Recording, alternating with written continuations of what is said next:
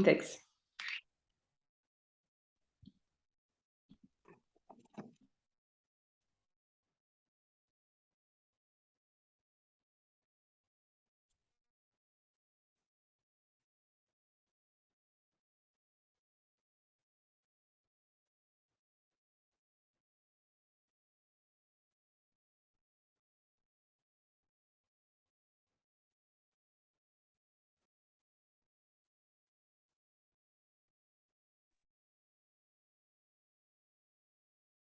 You can start now.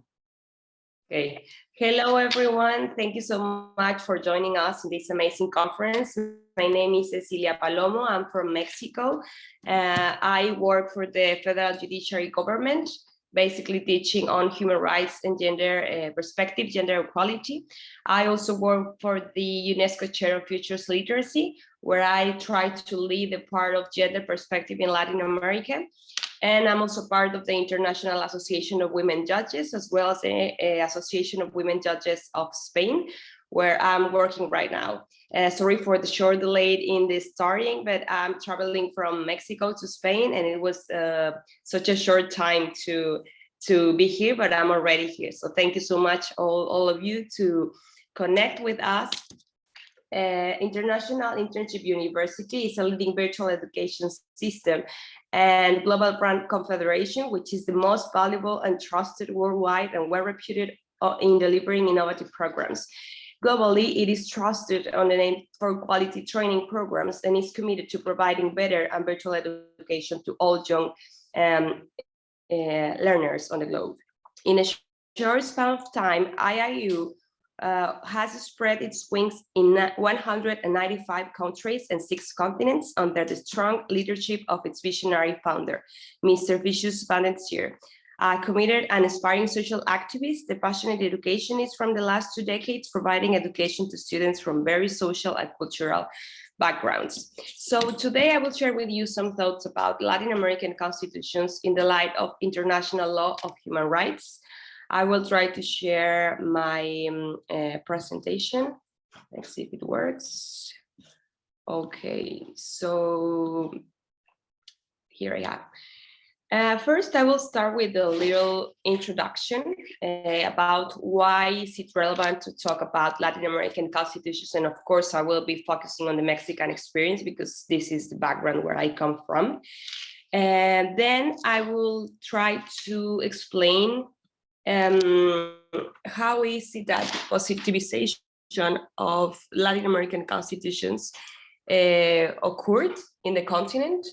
And finally, last but not least, I will try to explain how conventionality control work in the jurisprudence of the Inter-American Court of Human Rights and the challenges faced, especially by Mexico, in the correct application of conventionality control. So with that in mind, let's start. First, as an introduction, it is important to say that constitutional development in Latin America is very linked, as in most countries, with the history of Latin American countries, which was passed through conquest and monarchical system independences, and finally getting into democratic states. However, in this long travel, of course, there has been some problems from people. There was massacres, there were some violations of human rights, and especially, of course, of women and girls' rights, because we usually say that women and girls don't attend or don't go to the war, but of course, the war comes to women very often. And when we have faced huge confrontations between states or between groups, women are usually maybe set aside from history, but their legacy is there, mostly of resistance. So in this historical context, despite the close relations we have with European and North American constitutionalism, the Peruvian jurist Domingo García Belaunde warns in simple terms that although Europe is indeed the matrix of our constitutional system, Latin America is a reality of its own, with its own peculiarities and characteristics that differentiate it from the others. So in this sense, even when we, of course, have this strong connection with European constitutionalism, Latin America starts to develop a very quite different system. And why is it different? We will see it later. So Latin American constitutional law is peculiar because it has not made a slavish copy of what it has received. It's not that we just took what we have learned and pasted on our reality. It has adapted, transformed, and improved it, differentiating its European influences to assume its own accent. So what makes Latin American quite different is basically that we didn't copy as it was the European constitutionalism. We, of course, or what is this accent, or why is it peculiar? Well, because when Latin American countries became independent, the republic idea of government and constitutional state mostly came from, of course, Spain and Portugal.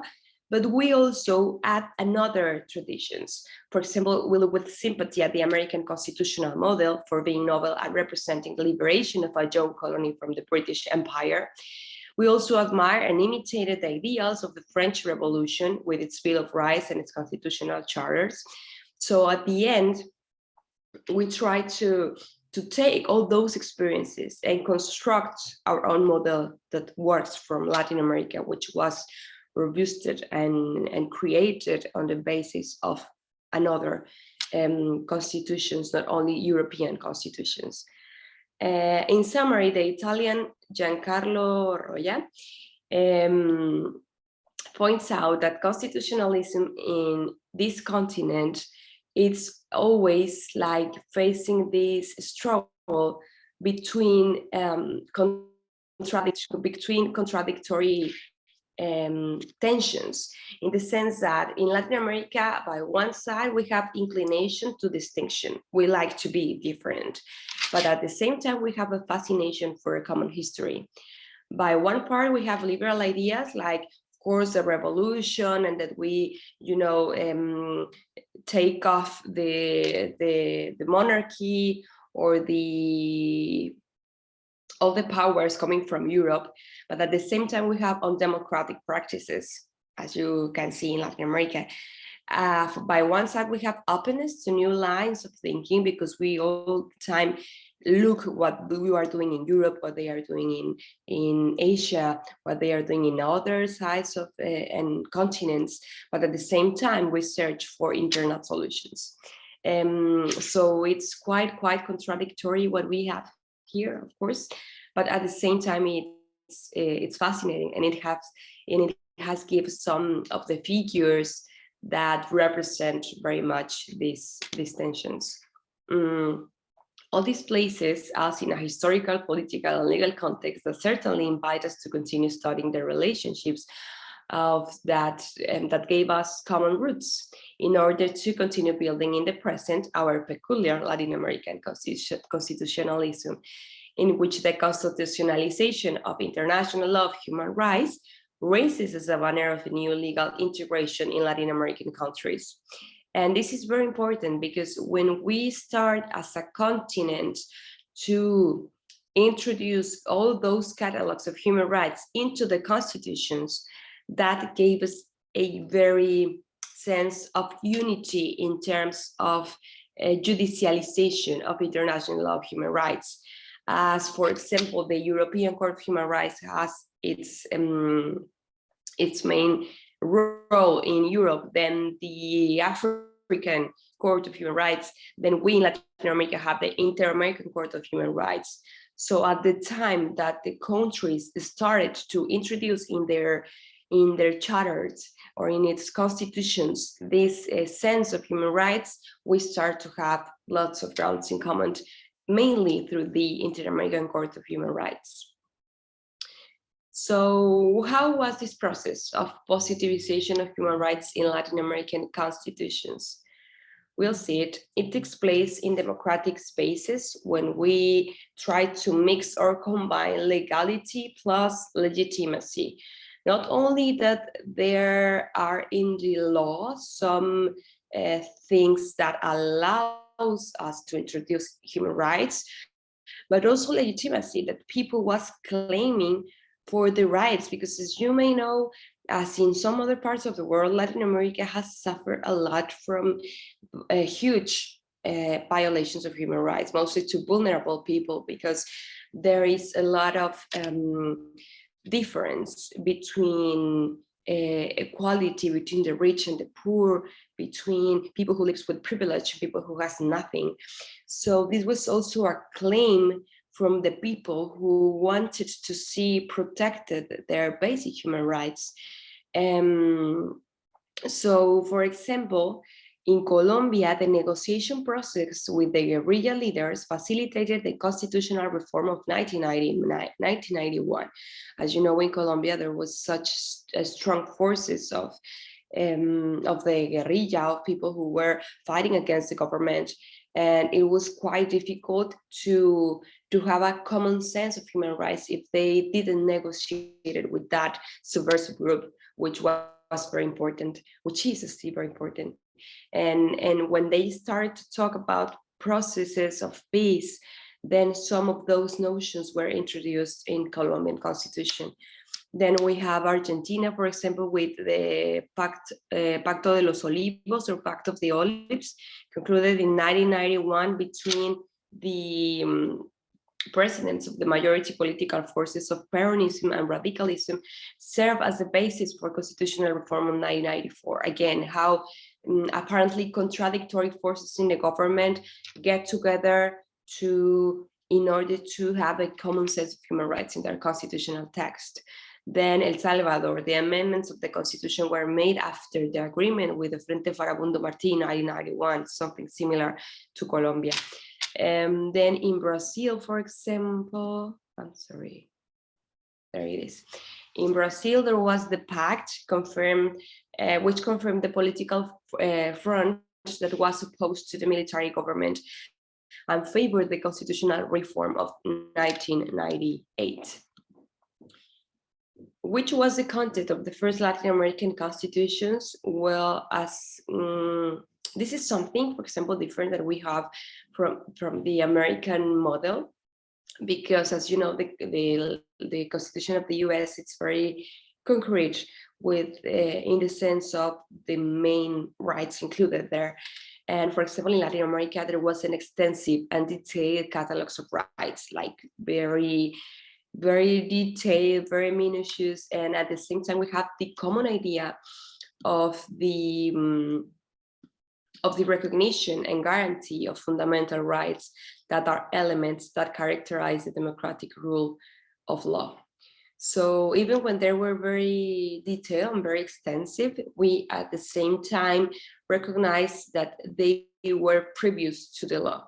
Most of the Latin American constitutions recognize that human rights were not modern invention, that they were already like the constitutions only recognize the rights that people already have. And this is a very important starting point, because you are basically saying that you are only trying to make some kind of act of justice, recognizing all those people, the rights that are already deserved for everyone. So we basically have this 3-point key point, which is the Constitution, the democratic states, and the human rights. So all these reflected in various preambles and constitutions of provisions, like this sense of constitution, democracy, and human rights is basically put it on the constitutions. For example, in Venezuela, it says that it is stated that the democratic state is the only way to ensure the rights and dignity of the citizens. In Chile, the constitution says that there is a respect for the inherent rights of persons as a limit of the exercise of sovereignty. Then in Brazil, we have that democracy is the way to guarantee individual and social rights. In El Salvador and Guatemala, they recognize that democratic state is bound to the supremacy of the human person and its dignity. So as you can see, we have democratic state, we have inherent rights of the person, we have democracy, we have this democratic state linked to the human person and its dignity.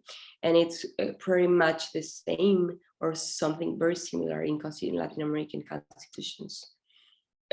So again, this is an example, what I was telling you before, that it was not only a sort of legality, like included in the constitution, but it was also an issue of legitimacy, of the inherent relation between rights and democracy and constitutions. So what, despite common democratic roots, we have very diverse and plural catalogs of rights. For example, we have constitutions that do not introduce distinctions between human rights, so they are part of a whole thing. For example, in Argentina, Bolivia, Chile, Mexico, Uruguay, all these countries, it's like they are part of the same huge catalog of human rights. But then, for example, you have constitutions that distinguish between civil, political, social, and economic rights, such as Peru, Ecuador, or El Salvador. Then you have constitutions that introduce broader classifications, extending the recognition of cultural and identity rights, and even environmental rights, such as Colombia, Nicaragua, Venezuela, Honduras, or Paraguay. All those countries also introduce, for example, environmental rights. So at the end, what we have very plural and diverse catalogs that at the same time, somehow, that's why I put this picture, they represent all the diversity that we have in Latin America, because we are mixed from everywhere. We have not only European blood, but of course also from Africa, from Arabia, from the United States, from the north, and all this interesting mix of race, of traditions, of culture, that's what makes quite different all the Latin American constitutions in the sense of human rights. So according to Dr. Roya, Latin American constitutions have basically three common characteristics. Let's see which are them. The first one is that recognize cultural and collective rights, defense of environment, preservation of natural and cultural heritage, as well as attention to the institutions of political participation that opposes the creation of states and elitist and corrupt bureaucracies, or the derogatory rights of indigenous people, with partial recognition of the heroes and horrors of the colonization of the New World. And this is important because as I was telling you in the introduction, it's not like in every country, it's not that they conquer arrives and say, hi, we come to conquer your land, let's give you flowers and food. Of course it was difficult, and it was horrific. And somehow this has to be recognized, not in order to all the time being like, of course, these people from Spain came, and no, not in the sense of creating a sort of opposition with the actual people and government of those countries, but of course in the sense of having a sense of history of how things happened, because this is a result of the evolution of our legal text, of our culture, of our traditions, and of how we understand human rights in Latin America, and I might say in other parts of the world happen the same. So this is one of the characteristics we have in common, according to Dr. Roya. The second characteristic is that under the profile of the warranty institutions, there is a general tendency not to graduate the forms of protection of rights in relation to their nature or classification. All the rights positivized in the constitutional charters must be considered equally guaranteed and susceptible to be protected. So in this sense, this is why I think that this happened not only in Latin America, but in the world, that we just start talking about generations of human rights, because what is behind this movement are basically principles, the principles of universality, interdependence, indivisibility, and many others that basically connect all common grounds. So in Latin America, this is very, very present. There are even some constitutions that already put it in their constitutional text. For example, Mexico, in its Article 1, the Constitution, when it comes to talk about international law, about human rights, it also enunciates the principle of universality, independence, etc. Last and not least, the three characteristics we have in common is that codification tends to be exhaustive and to specify in detail the profiles of human behavior that are protected. For example, the norms that prohibit slavery and racial segregation, those that prohibit torture and protect the right to life, or those that ensure pluralism and political rights. So I would say that this codification, exhaustive, comes from the French experience, because in Latin America, we basically looked at the French code of the time of Napoleon and these people, and we admire that detail in the law, and this is something that we carry on until now. We like to be very specific. That's why people sometimes look at Latin America and says, hey, what's going on? You have like the most developed laws, you have like the protocol and the sub-protocol to protect these human rights. So why people is still being tortured in Mexico, or why people is still being killed in Mexico? For example, in Mexico, every day they kill, for example, talking about femicide, every day 10 women are being killed in Mexico. And we have like thousands of laws, we have codified our penal code, we have protocols, and at the same time it's still happening. Why? Because this is all part of the codification process. This is all part of history. This is all part of the admiration that we had for the French code, and at the same time the very different reality we have in Latin America, which is more something that is cultural, that needs to be overcome through education mainly, I would say. So with these three main characteristics, why is human rights codification so exhaustive? As I was telling you, first, because we look with sympathy to the French code, but it was also for other reasons, mainly these three. That first, historicize the rights of individuals as recognized in the historical period and establish a sort of censorship with respect to the past. Because by other hand, Latin American constitutions wanted to say clear, or to project the rejection we have to all those difficult periods of history, of colonization, of horrors, of torture, of disappearance of people. So at the same time, the fact of recognizing human rights in the Constitution has to be very specific to establish a very clear censorship to the past. Then we also wanted to provide more detailed parameters for the interpretative activity of the judiciary and the specific activity of the legislative power. This also has to do with alternative topics such as corruption, for example. If you give the authority the roots, if you give the authority the limits of their actions and their interventions, you may have a more controlled exercise of power. And finally, the function of a deductive nature, in the sense that the close connection existing between the conquest of new democratic orders and the detailed indication of the rights recognized as fundamental, allows to emphasize the profiles of the dignity and freedom of the person that the previous regimes has violated. So again, this helps to emphasize what is like the hard core of human rights that we wanted to have clear in order to prevent from future violations. So this has to be added by the legal formalism called by Professor Manuel Atienza from Spain.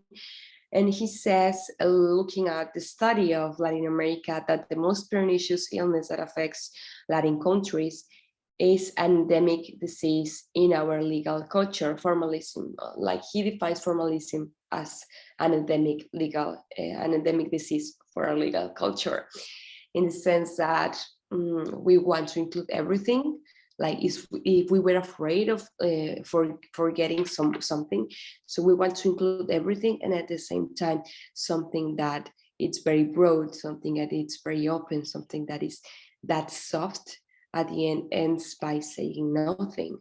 One professor that I have, which is Pedro Payares from Mexico, he usually says that the notion of human rights is so sick of success that everyone says, everyone uses the term human rights for political aims, for winning elections, for everything, for education, and in that sense, if you do not give the robust content it needs, then it ends at the end by saying nothing. Something that is so broad and so soft ends by saying nothing.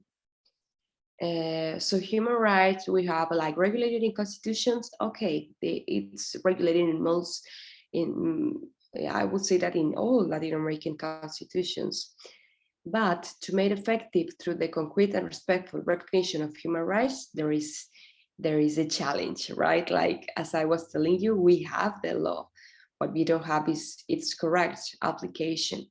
So human dignity is not a right, but the constitutional foundation of all rights. And it has to be understood, because sometimes it seems that in Latin America and in the world, we used to ignore the basis of everything, which is a human dignity, which makes us all equals. This is something that I experience very often when I in some conferences or in some places with pluriculturalism, with people from many parts of the world. And at the end, I don't know if you have experienced the same, but at the end of the day, you discover that we are so equals, that we are so the same, that we have the same, sometimes the same inquiries, the same, the same dignity, because at the end it's like, hey, we're all humans. And that's something that allows us, for example, to come together after the Second World War. At the end, the places and the people from all the countries say, hey, this is wrong, we want to do a common effort to prevent all these atrocities. So the new Latin American constitutionalism presents various sorry, I don't know what happened. Present various provisions that give a value of constitutional rank to international human rights norms. For example, these are some examples that give the same value to human rights and to the, to all the rights contained in constitutions. For example, Guatemala and Nicaragua in its Article 46, Brazil in its Article 5, Argentina Article 75, Ecuador Article 17, Venezuela Article 23, Mexico Article 1. In the Mexican experience, it's quite interesting because, the reform to Article 1 is relatively recent, in the sense that it was of 2011. And what happened, there were many things in common, but one of them, or one of the key points of the reform, I would say, is one sentence, one jurisprudence from Latin American Court of Human Rights, where one Mexican person was disappeared. His name was Rosendo Radilla. He was traveling with his little son in a bus in Guerrero. He was a very active people in person in terms of the right to land, and he was a leader in his community. And he was disappeared. Nobody knows where he is. Nobody could find his body. So this case get to the Inter-American Court of Human Rights, and when Mexico was condemned for the first time in history, basically the Supreme Court of Justice start to study what they should do in terms of this sentence, in terms of the jurisprudence.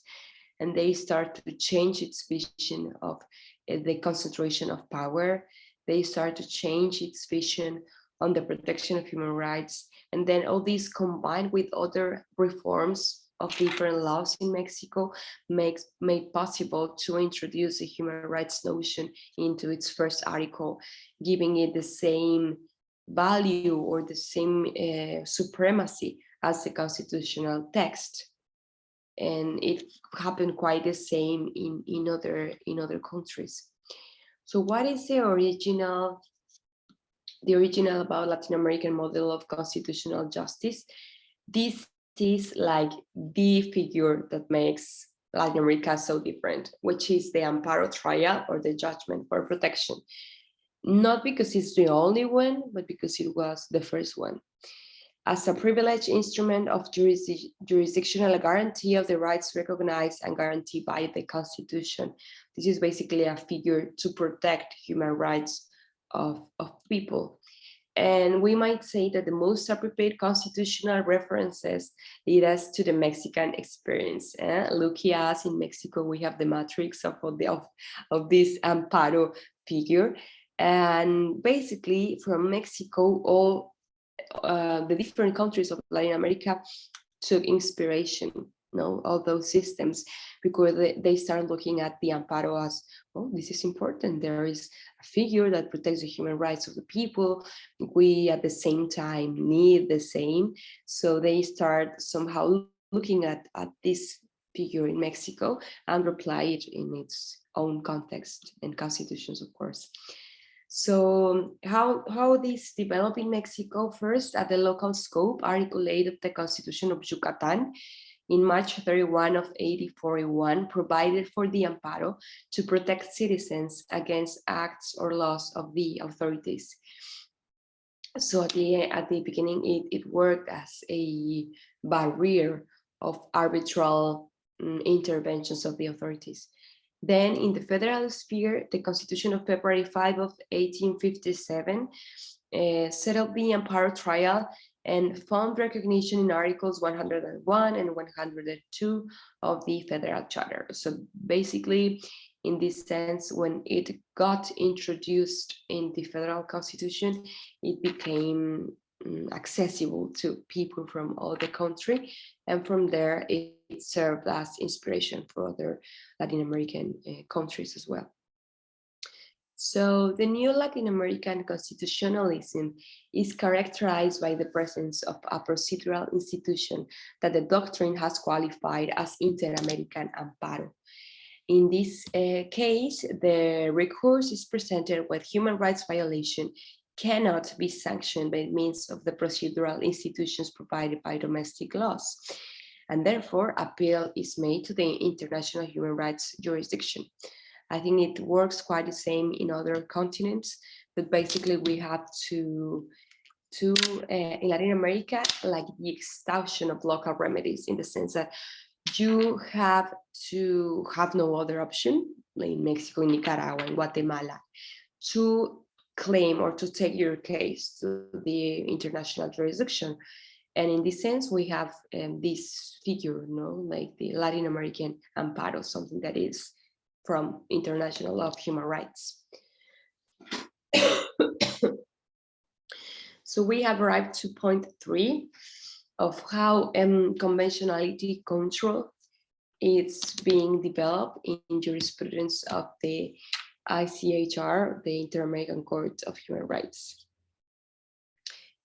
First, it is important to say that it's not something new, because some people thought that the protection of rights and the control of conventionality was a figure that was created by the Inter-American Court of Human Rights.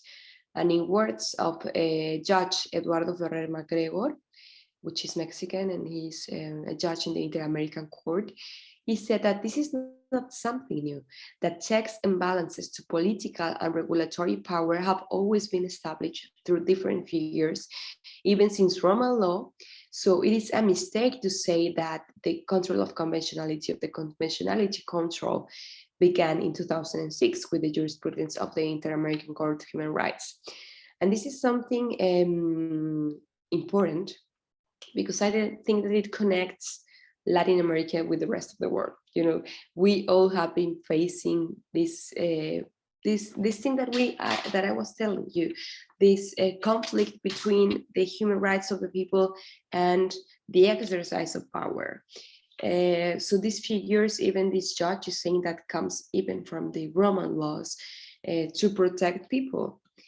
And in this sense, conventionality control, in words of Nestor Pedro Saués, in the doctrine of Inter-American Court of Human Rights, is not a theory, but a legal rule rules in force, and is a result of a jurisprudential evolution.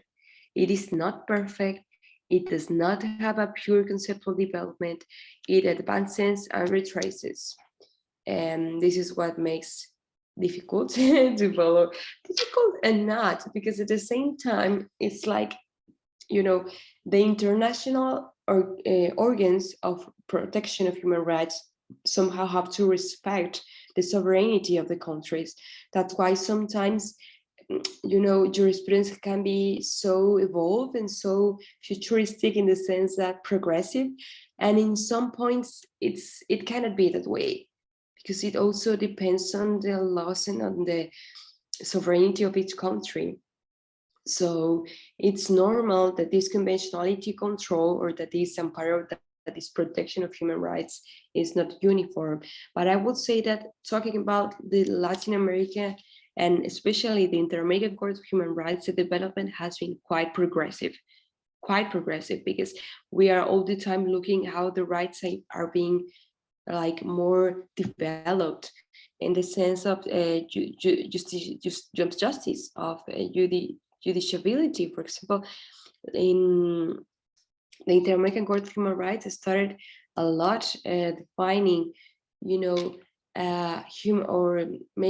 talking about human rights in the sense of civil and political rights, and it was quite recent development of economic, social, and cultural rights at the same level of civil and political rights. And this is something revolutionary from my perspective, because most of you know, the international organs of protection of human rights are more, let's say, timid, in the sense that they only pick few rights, but they are no open to many of them. And in that sense, the Inter-American Court does. So what is the conventionality control? To give you like not a definition, but a sense of how it started, we have the case of Monastery Arellano versus Chile. It's a judgment of September 26 of 2006. And it was basically, the facts are that it took place in the context of the military regime that overthrew the government of President Salvador Allende in 1973. Widespread repression directed at persons considered by the regime to be opponents operated until the end of the military government. So Luis Alfredo Almonacid Arellano was a primary school teacher and a Communist Party militant. On September 16 of 1973, he was arrested by carabineros, or police, who shot him in the presence of his family outside his home. He died the following day. In 1978, a decree law number 2191 was adopted, guaranteeing amnesty to all persons who had committed crimes between 1973 and 1978. Due to this law, Mr. Arellano said was not properly investigated and the perpetrators were not punished. So this was the first case where the Inter-American Court of Human Rights started to talk about conventionality control. And it says that the judiciary, let me move this word, that the judiciary must exercise a kind of conventionality control between the domestic legal norms that apply in concrete cases. And let me connect my charger because I think I'm running out of battery. Okay, there I am. So what I was telling you, yes, in El Monastery, that in this case, the Inter-American Court said that there has been the conventionality control between the domestic legal norms that apply in concrete cases and the American Convention of Human Rights. In this task, the judiciary must take into account not only the treaty, but also the interpretation that the Inter-American Court makes of the treaty, because the Inter-American Court is like the ultimate interpreter of the American Convention.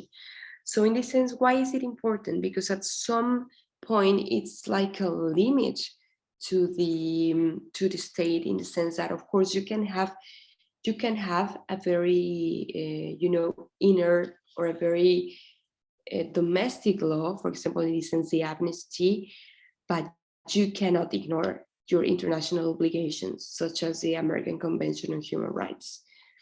So it was the first case. How should the control of conventionality be developed in the domestic sphere? There is this case of Boise versus Barbados judgment of November 20 of 2007. The fact is that there was a mandatory death sentence to convicted murderers in Barbados. Lennox Ricardo Boise, Jeffrey Joseph, Frederick Benjamin Atkins, and Michael McDonald Hugging were convicted of the crime of murder and sentenced to death by hanging under Section 2 of the State Offenses Against the Person Act. Under this provision, once a person is convicted of the crime of murder, no court can assess whether the death penalty is an appropriate punishment in the particular circumstances of the victim. All four individuals were subject of degrading conditions in detention centers. Mr. Atkins died as a result of illness, and the other three remain in detention at the time of the case. So, as you understand, let's see how the court developed this conventionality control. The court observes that the Judicial Committee for the Prevention Council reached the above-mentioned conclusion through a pure constitutional analysis, which did not take into account the state's obligation under the American Convention and according to the jurisprudence of this court. It also quote the Vienna Convention and the law of treaties that it was not possible to invoke domestic law provisions in order to disobey or unaccomplish with an international legal norm. In this sense, of course, you can, because Barbados made an exception when it signed the American Convention introducing the death penalty, and the Inter-American Court says, okay, but the fact that people has no other rule, no other resource to complain about a final death sentence is contrary to the Inter-American Convention, to the American Convention of Human Rights.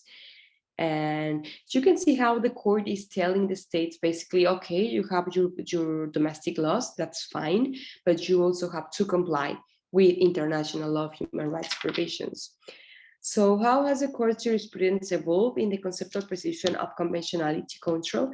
It consists of verifying the compatibility of the norms and the other domestic practices with the American Convention of Human Rights, the jurisprudence of the Inter-American Court, and other inter-American treaties to which the state is party. It is an obligation that corresponds to all public authorities within the scope of their competences. It comes from the police to judges to every public authority. In order to determine compatibility with the American Convention, not only the treaty must be taken into consideration, but the jurisprudence of the Inter-American Court and other inter-American treaties to which the state is party. It is a control that must be performed ex officio, but any public authority, it means like from the initiative from the authority. And its execution may imply the suppression of norms contrary to the American Convention or its interpretation in accordance to the convention, depending on the competence on each public authority. So basically, we can see that it has been developing. At the beginning, it was like, okay, we have to look not only to your local laws, you have to look at international law, then you also have to look at the treaties that you have signed, it's applied to a public authority. It has to start even from the initiative of the authorities. It has to respect not only the American Convention, but also the interpretation made by the American Convention through the jurisprudence of the Inter-American Court. And it can also get to suppress some norms that are contrary to the Inter-American Court of Human Rights, to the American Convention of Human Rights. So finally, because we are getting to the end, we will see some challenges faced by Mexico in the correct application of conventionality control. Now I will speak about the Mexican experience. So this was a phrase of one professor of mine in Alicante, which he says that anyone who claims to know the Mexican legal system to perfection is a liar. And it's a liar because it's very complex. Even me that I'm Mexican, it's very difficult because, you know, all these forces that I have talked to you in the beginning, like all the history, all the contradictions, so it has created a very sort of Frankenstein, very difficult to understand, and it's also changing a lot. So Mexico, it's quite interesting legal experience to study. So Mexico has been condemned at least 12 times before the Inter-American Court of Human Rights, mostly those cases with the correct application of conventionality control, or of the, you know, the balance between local laws or domestic laws and international law of human rights. So I have been putting here some pictures of the cases, some of them of the important cases, bring it into the court. This is here Mr. Rosendo Radilla, the man that I already told you that was disappeared in Guerrero. He was a leader, he was a defensor of the people and of the land. Here we have these two women. This is Inés Fernandez Ortega, and she's Valentina. I know, I think it's the same, but I wanted to put Valentina, she's not here, but there were two indigenous women who were violated by the military forces of Mexico. One of them was a kid, she was 17 years old, and they don't even speak the language. So it was very huge issue because they have to answer as they could. They were tortured, they were violated, they were victims of sexual violence. And also this was a very important case in Mexico, two cases. Then we have these two men who were fighting for the rights of the land, again, in Guerrero. They were false incriminated of having arms of the military. They were detained in military center. They were tortured. They were said that they had drugs where they didn't have drugs. At the end, they went to their homes because they were so ill and they were so tortured that they couldn't comply with the sentence in the detention. So all these cases are important. Then under we have more. The more recent, the mujeres of Atenco, women of Atenco, they were also violated, sexually assaulted by Mexican police. And Digna Ochoa. Digna, she was a defensor of human rights in Mexico. This is the last sentence we have. And she was a murderer, but the authorities of Mexico make everything seems like if she was killed herself, you know, like, no, she was crazy, she was too emotional, maybe she killed herself. And it was like, are you sure? It has nothing to do with her defense of the people, of the rights of the vulnerable people. And we government, no, I think that she just killed herself because she was crazy. So at the end, they didn't make the proper investigation of the crime. And in general context, we have to say that all these people, but I wanted to put the pictures because it's important, you know, like to see always the person behind the case. In all these cases, basically, there was something wrong with the actions of the authority, and they were not respecting the international obligations. So that's why conventionality control is very important, not only for Mexico, but for all Latin American countries. The court is currently hearing 3 cases against Mexico that will, in the Inter-American Court of Human Rights, that will surely, I'm sorry, will surely, okay, address issues of conventionality control. González Méndez on the disappearance of Antonio, indigenous man, member of the Zapatista Army of National Liberation in 1991 in Chiapas. We have Garcia Rodriguez, another, on the unofficial pretrial detention of Reyes and Daniel, which lasted up to 17 years. Imagine that. There is a preventive detention of 17 years, almost nothing. And then Tzopantzletec Pile, is another case on the illegal and arbitrary detention of 3 indigenous people, now Jorge and Gerardo and Gustavo, as well as the application of the arraigo, which is a preventive measure that detains people suspected of great crimes before proving their responsibility. Imagine that they detain you, they don't know even if you are guilty, but you are already under detention. So these are the cases that are being right now discussed at the Inter-American Court of Human Rights, and we will see what happened. What is the position of the Mexican Supreme Court? It basically opened the Pandora box. There are some judges that are very activist, like, hey, welcome Inter-American Court of Human Rights. Let's apply all this new jurisprudence because it's better for the people, and let's study it, let's integrate it and everything. And there is also reticence, people that has like 30 years or 20 years making everything in its way, and of course does not want to incorporate these international norms into their local laws. Conclusion. I don't want it to be sad because even when the context is difficult, not only for Mexico but for Latin America, there's still hope. I always talk about Mexico and Latin America as the places of contradiction. You have very strong inequality, but at the same time, you have people who is very faithful, who has a very common and strong link to the land, to the people, to the defense of the vulnerable. And that's something very peculiar and very important for our continent, that we don't give up, that we have been facing so many struggles, so many torture, so many, inequalities, poverty, difficulties, that's something that we need something stronger, like, come on, of course we can deal with this and more. So this is a phrase of Emiliano Zapata. Emiliano Zapata was it was him. It was a defendant of the rights of the land in Mexico. Even his legacy is somehow contained in the Constitution of 1917, which is the one that it's applying nowadays. And he defended very much the land, the people, that the land has to be property of the people who work it, or who work for having it, mostly indigenous people. So he has this phrase that says, "It is better to die on your feet than to live all your life on your knees."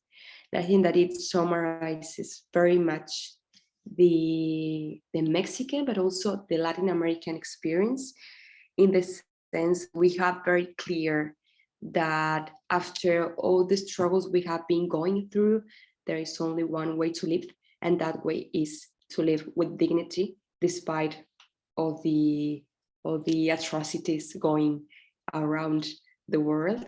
And I hope that I could give you, with this short intervention, a general sense of Mexico, of Latin American constitutions, of how it has been developing this introduction of international law of human rights in our constitutional text. And at the end, knowing that I think that this is the most powerful idea, that we are not different at all. I'm sure that you, where you are in India, in Australia, in the US, in Latin America, we face common violations to human rights. And this is something very unique and very special, and something that makes us realize at the end that we all have the same dignity, and that we all can also build common resolutions to the global problems. And it was a very happy pleasure for me to share these thoughts with you. And thank you so much for listening. And anything you need, you already have my contact, and I will be very happy to share with you anything, any information you need. And thank you so much for allowing me to be here with you today.